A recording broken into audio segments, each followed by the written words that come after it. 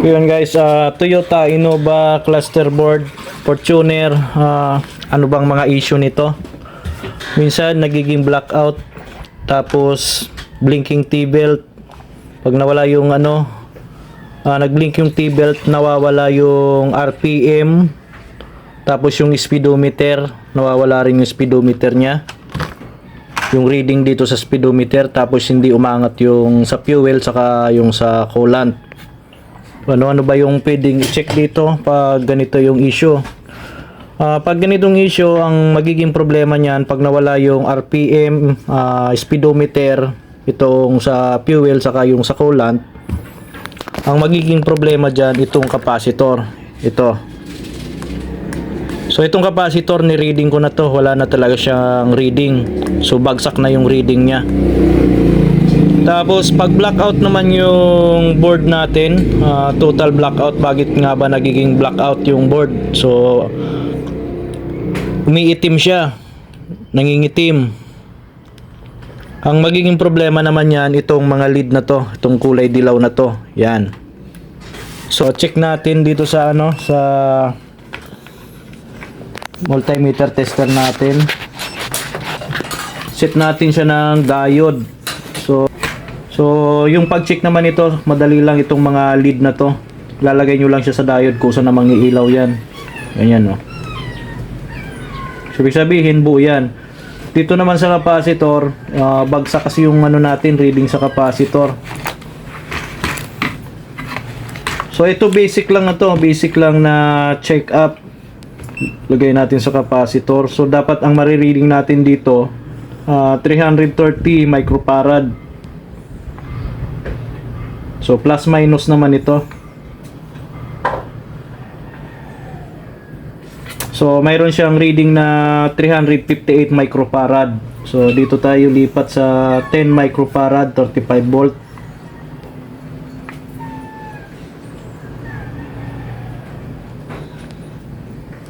$10 microfarad, 35 volt yung reading natin, fluctuating. So wala tayong nare-reading na na capacitance.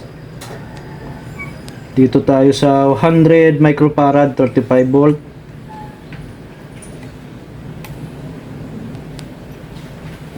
So wala rin siyang reading.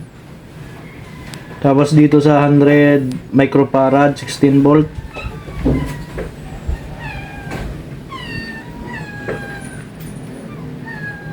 Wala rin siya, fluctuating din. Ito pang isa, 100 microfarad, 16 volt.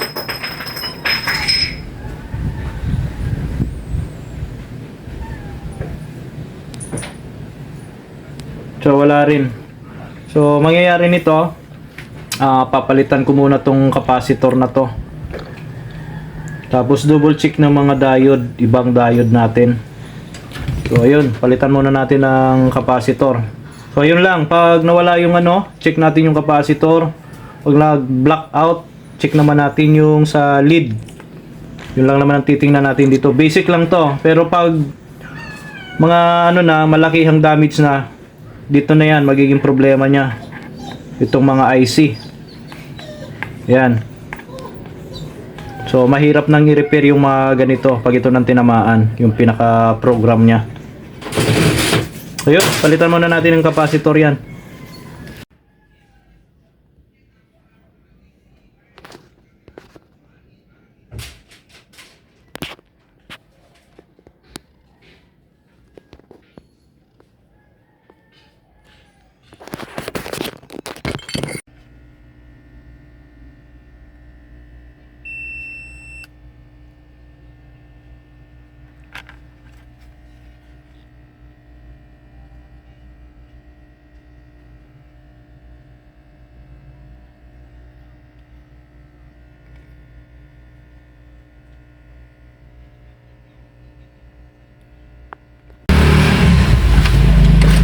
Ayun guys, na-repair ko na yung cluster, naibalik ko na rin.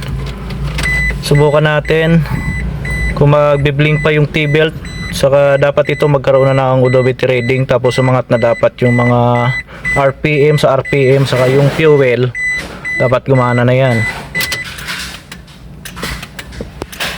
So ayun, meron siyang odometer reading.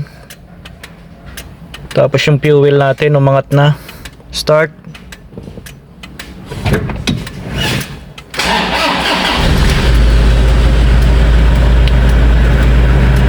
Gumana na yung RPM natin. Tapos yung T-belt, kasi nagpalit ng timing belt yan, siguro hindi naman na reset. Kaya ang gagawin natin ngayon, re-reset natin yung T-belt. So pag re-reset ng T-belt, dito lang yan sa ginagawa. So ayun, okay na yung cluster gauge natin.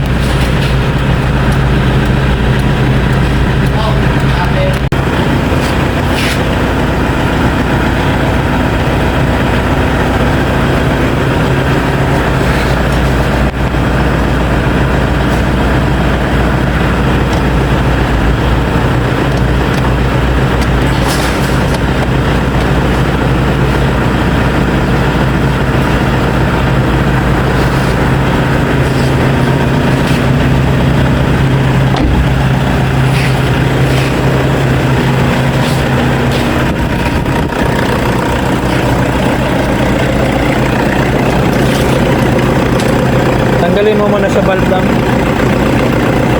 Tanggalin mo muna yung valve. Nasaan yung valve? Isaksak mo daw. Yung isa. Saksak na.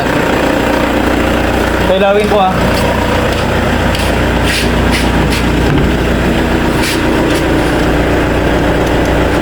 May ilaw?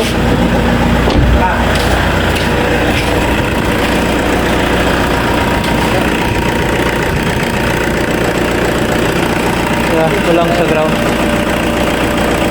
Okay na? Okay na. Puro na lang ito lang tayo sa mata. So yun guys, okay na. Bali, ang ginawa pala namin dito ay yung kasi nito, ang nangyari, nasunog yung fog light. Tapos sinabay na namin tong cluster board saka yung mga bearing doon kasi umiingay. So ayun, okay na. Tapos na clear na rin natin, wala na yung T-belt warning niya dito. So ayun, all goods na to. Toyota Innova unit natin.